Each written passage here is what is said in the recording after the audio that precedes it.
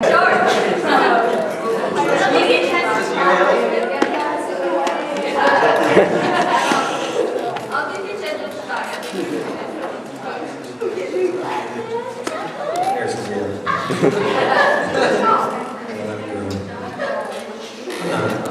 good.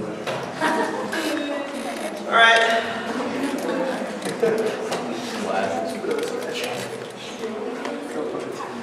You shut up. What? How rude. Hey. Scooched in a little bit. Scoochie. Okay with you guys? Like not, like there's like a lot of empty seats here, and it's like freaking me out. We kind of scoot in. Do we need to be love your bracelet? Friends. Anyway. All right. Hey, we're talking about spiritual discipline. You guys remember what we shut up? You remember what we talked about?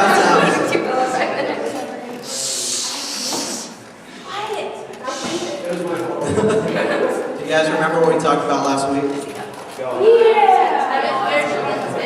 You said what? You win. That is totally right.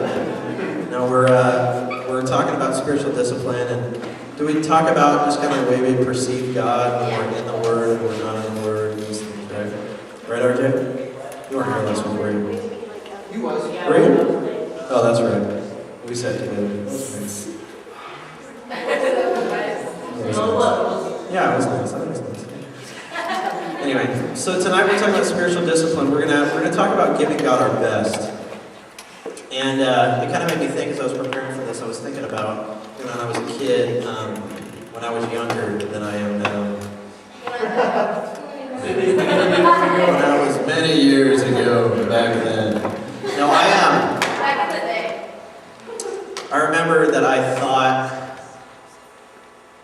I really wanted to be a rock star.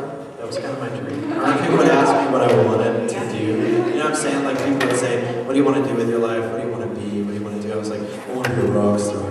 And this is like a little bit of a different era than now. Like they actually played rock music on the radio that was good.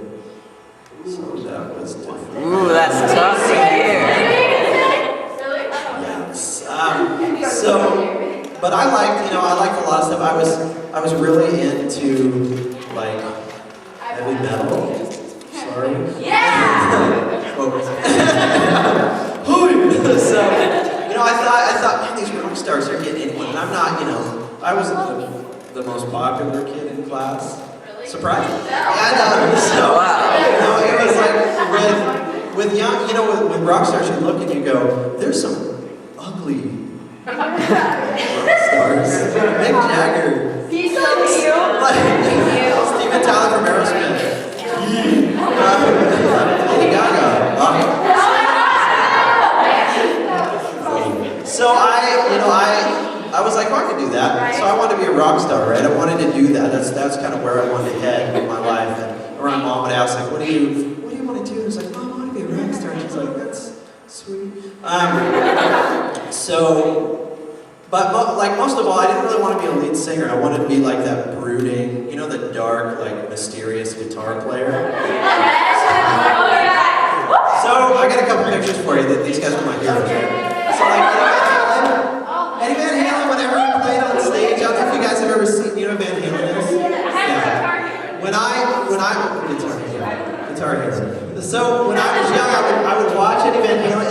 Eddie Van Halen never looked. He wasn't one of the mysterious ones. He was always smiling. He'd be on stage and it would be like, and he'd be like, smiling like, hey, I'm rich. Probably stoned. And then Slash was another one. Look at this guy. Slash would play like this. Have you guys seen Guns N' Roses live? Yes. Slash would play with his Les Paul like this. And his hair would be down in his face. Always have those sunglasses on and that ridiculous hat. But he's the reason I love flannel for him.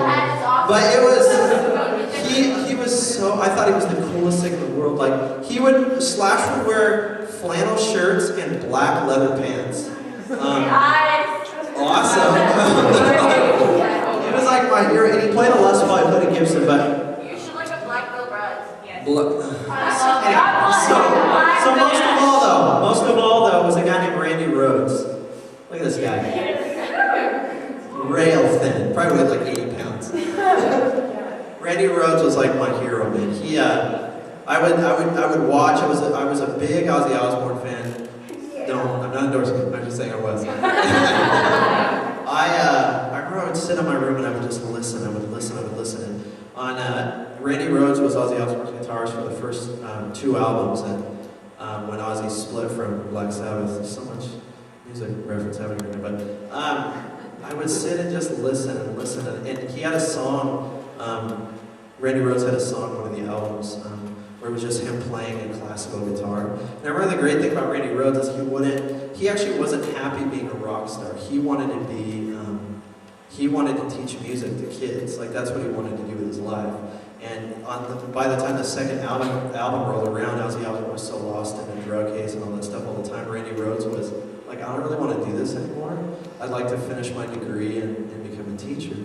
And I was like, man, that's so cool. Like, you know, and tragically, actually, Randy Rhoads' life got cut short because he got into an airplane with a pilot that was stoned, and the plane ended up crashing, and that was the end of his life. He died before 25, so it was awful stuff. But he was like my hero, man. I would read everything, I would look into it. I had posters on my wall, and I just thought, man, look at that mysterious. It was like magic, you know. Like they would stand up there and they would just play the guitar. I mean, he was doing things that nobody did at the time. He was doubling riffs, he was doing rhythm and leads at the same time. It's ridiculous. But I remember I used to get there's a magazine that's called Guitar Pro. Does anybody? Yeah. Maybe. So I used to get that magazine every month. And I remember they had a special issue on Ozzy Osbourne, the Randy Rhoads years. I was so excited. I opened this thing up and I got it and I was reading it. And it said that the way that Randy Rhoads would practice and how he got so good. And I remember that dark day when I was reading that and sort of things shifted for me. And this speaks to my laziness, but he would sit in his room. He didn't have a lot of friends, and I was like, oh, me neither. And he would sit in his room for like 8 to 10 hours a day practicing. And I was like 8 to 10 hours a day practicing. Whoosh, poster off the wall. I'm gonna be a lead singer. Sweet. Like that was it for me. I was like, wow, that's a lot of work. You know, that's how he got to be so good. If you saw Randy Rhoads on stage, and you knew that he was that good because Randy Rhoads would play, and he never actually looked at his guitar. He would always be looking at the crowd or looking at Ozzy. He would never actually look at his guitar, and you're like, how do you even know it's a guitar, man? It'd be a guitar, yeah. He'd be playing a violin. And it was so, and he played that flying DJ. Anyway, I'm done. But, you know, it's funny how, you know, we do that with our spiritual life. Sometimes we start thinking about, you know, wow, I really, you know, it's kind of like when we get in that mode where it's like, I just want to start following you, Lord, and I want to start doing what you want, Lord. I want to start living like you, Lord. Yeah, I want to like give you anything.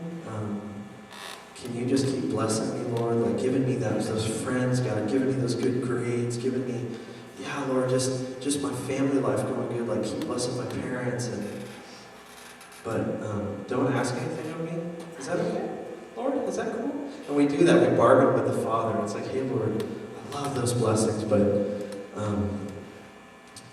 know, you can have what's left over when I'm done with the video games, you know?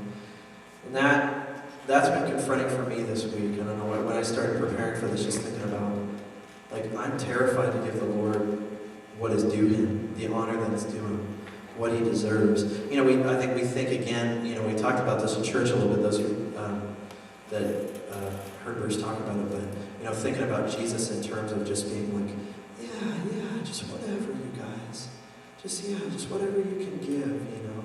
Where he, you know, he's actually a king, and he deserves honor. You know, we have this picture in my head sometimes of him sort of sitting in a flower field, and sort of,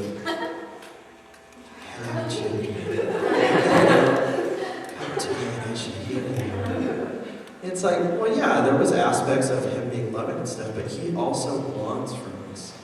Like, we're his kids, you know. He expects us to give him our best, you know. And I was reading this thing in Mark, it talks about Jesus sat down opposite the place where the offerings were. They were sitting in a church. I'm going to paint this picture for you before I read it. They're sitting in a church, and they're doing the offering time. So Jesus is kind of chilling. He's got his disciples. I always like to picture Jesus chilling with his disciples, like chilling with his buddies. Like, I think about it like on Sunday nights when John and Calvin come over and we sort of chill out, hang out. Like, I doubt they're wrestling and stuff, but maybe. But he's chilling out with his disciples. They're just hanging out. And they're kind of looking around, and they're watching the offering thing happen. It doesn't really talk about exactly what Jesus was, like why I was watching, but he, you know, you can see it. And so he's watching the offering thing happen. And it says many rich people threw in large amounts. So the rich people are coming through, probably dressed nice again. They're dropping stuff off, and they're like, "What's offering time? What do I got here?" What did they carry back then, Jason? What was the official thing? Sure. And they would put that in, you know. And you know, again, it was probably just what they had in their purse at the time. They didn't have pockets yet because they were dresses. So, you know, they're putting their stuff in. And behind them, standing in line, they would stand in line, they would go out. Behind them, standing in line, was this poor widow. And she came up and she put in 2 very small copper coins worth only a few cents. Jesus calls his disciples over and he says, "Truly I tell you, this poor widow has put more into the treasury than all the others. They all gave out of their wealth, but she gave out of her poverty. But in everything, all she had to live on. She put in everything all she had to live on." So you got to imagine this. Like, again, poverty back then wasn't like it is now. Actually, poverty in other countries isn't anything like it is here. Let me just tell you that. But poverty back then, it wasn't.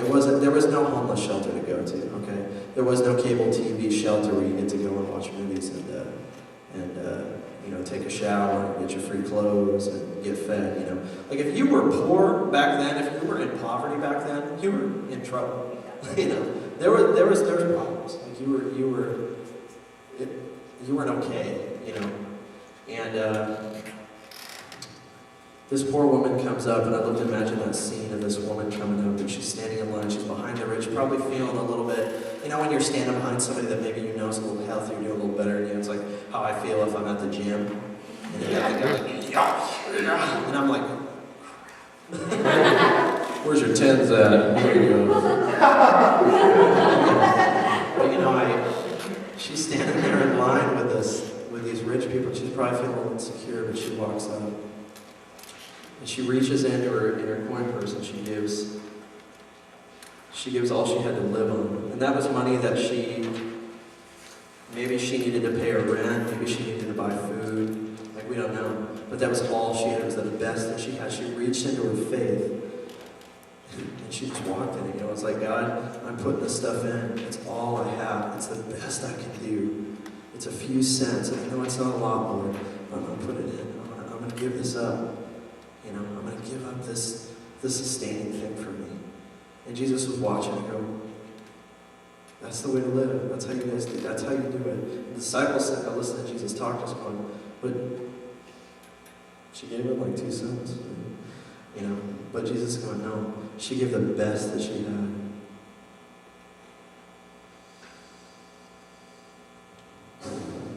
I'm going to challenge you guys tonight. We're going to do some small group stuff, but I'm going to tell you, like, we get stuck in the mentality of giving out of comfort. You know what I mean? Because that's easy. Like, on Sunday mornings, whenever the offering time starts, let me tell you, if you've ever done offering, the moment it starts, if you look out on the congregation, it becomes an awkward face. It's like all of a sudden, it's like, "Oh shit, they're going to ask us for money.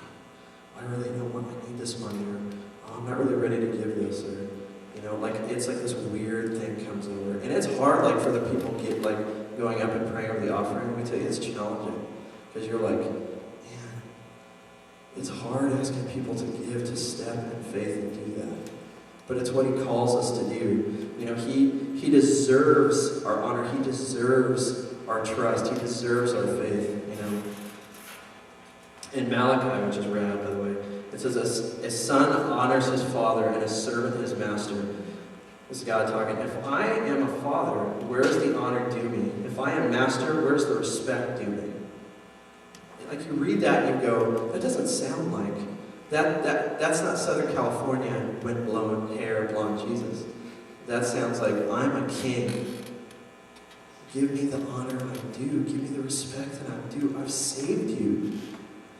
We were talking about this a little bit in the end. We're praying, but Jesus. I'm trying not to cry when I say this, but forgive me. No tears, no laughing. When we were at our worst, we're down on the earth, just absolutely wallowing. We're doing horrible. We can't move forward. We're doing awful. Things are terrible. We've come to the end of our road. The Lord looks down, the Father goes, they can't do this anymore. They're not able to live the way that I want them to live. They're not able to live like I designed them to live. They can't do it. They can't live according to law. They can't go on. So he says, my children, I love them so much. My creation, my passion. What am I going to do? I'll tell you what I'm going to do. I'm going to give them my best, the best that I can, the best that I have to offer. I'm going to give them my only child, my son. I'm going to send him so that they can be, I'm going to send him the son so they can be redeemed. He sent his only child so that we could keep moving on, so that we could walk forward. When you think about that, it's not, if I had to hand my son, my little boy over for your guys' sins, I couldn't do it. I couldn't. I wouldn't do it. I'm just telling you. But he did it. He gave his only son to be nailed on a cross, to be humiliated. For us, the best he had. That's powerful stuff, So thinking about that, man. I know it's hard, you guys. I know. And culture says, walk in ease.